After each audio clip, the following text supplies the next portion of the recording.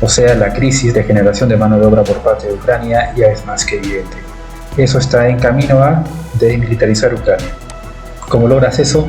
Manteniendo constantemente el desgaste por parte del lado ucraniano, buscando combates, por ejemplo, como en esta zona. Y el caso ruso también sufre bajas, también pierde material, pero ellos pueden reponer, su tasa de reposición pues es eficiente en ese caso.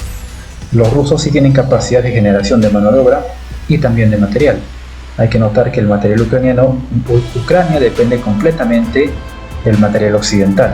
Cualquier cosa que pase en Occidente, chao material. Como ya sabemos, Putin dijo que Ucrania sin el apoyo occidental dura una semana.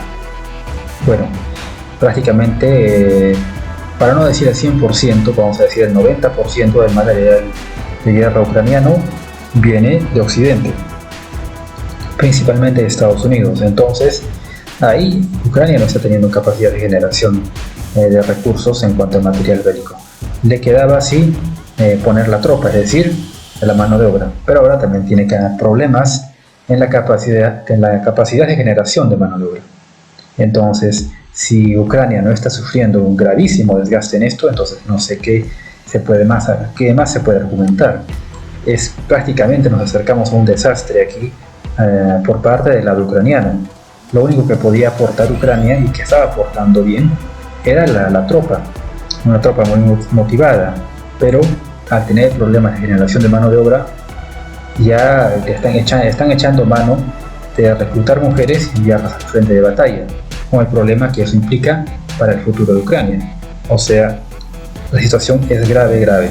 Ahora, nuevamente, no hace falta ser experto militar para ver el desastre monumental en el que se puede convertir Avdiivka, un Bakhmut. Solo vean este mapa, es una trampa mortal esto. Y como ya les dije, aquí hay una solución pues muy simple. Es un repliegue estratégico. Sales toda tu tropa, la sacas de Avdiivka y la concentras en Avdiivka, alisando así el frente y te evitas este caldero que es Avdiivka. ¿Cuál es el problema? También, como les dije en anteriores ocasiones, el problema es político. El mando político ucraniano es muy difícil que acepte retirar sus tropas de Avdiivka para mandarlas a Orlivka, cuando la lógica militar te diría eso, ¿no? Saca de Avdiivka, escapa del caldero y atrinchérate en Orlivka, una buena posición defensiva, y pongo una línea entre la planta industrial de Koke y traza una línea cerrando así esta entrada. Traza una línea defensiva y esta planta industrial de Koke con sus zonas subterráneas y toda esa infraestructura te puede servir de un eje, de una fortaleza para colocar una línea defensiva. Y nuevamente todo el suministro de material normalmente va a llevar a Orlivka y el frente se va a alisar. Es lo más obvio, pero quedarte en Avdiivka es arriesgarte en exceso. Y obviamente los rusos van a aprovechar como ya están aprovechando. Y el problema aquí no es el mando militar, es el mando político, que es muy probable que no quiera retirarse de Avdiivka a Orlivka. Entonces, ¿qué significa esto? Más desgaste para Ucrania. También vemos el asunto del material bélico. ¿Qué pasa si...? Y esto sería uno de los motivos por los cuales pues, el mando político de Ucrania no quiera retirarse de Avdiivka o Orlivka. Que esto se pueda ver en Occidente como una derrota, como que ya Ucrania está acabada, y Estados Unidos y la OTAN digan, ¿saben qué? Ya no seguimos dando armas, y por lo tanto Ucrania ya no recibe material bélico. Sumado a eso, que tiene los problemas de generación de mano de obra, pues olvídense, esto se terminó. Obviamente, como lo más probable es que se produzcan los combates al estilo Bakhmut en Avdiivka, los rusos, como no, van a aprovechar esto, están aprovechando esto, se lanzan tomando las zonas industriales, las fortificaciones, comienzan sus bombardeos y en los próximos días veremos ya el combate en la zona residencial. Probablemente esto se realice pues durante invierno, ¿no? Pero otra vez el problema aquí va a haber mucho desgaste de mano de obra, de tropas, de material bélico por parte de ambos bandos, pero es que Rusia sí lo puede asumir. Rusia sí puede generar más reclutamiento, más mano de obra y generar materiales, la famosa generación de fuerzas. Ucrania no puede. Le dota de armamento la OTAN y eso veremos si sigue o no. Y hay muchas voces que piden, dentro de la misma OTAN, piden negociar con Rusia, obligar a Ucrania a negociar con Rusia, lo cual pues, Ucrania no quiere hacer. Ya hay un problema y esto de llevar mujeres al frente pues ya te dice que no hay hombres, por lo tanto ya no tienes capacidad de generación de mano de obra, es decir, te estás desmilitarizando a este ritmo. Y además, por otro lado, vámonos al sector de Robotines en Zaporilla.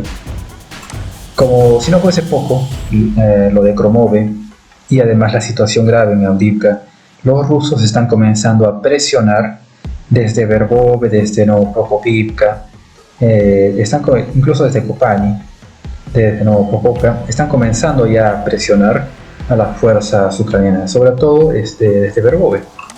Tal vez un poco para sacarlos de esta parte de donde se han metido en la primera línea fortificada.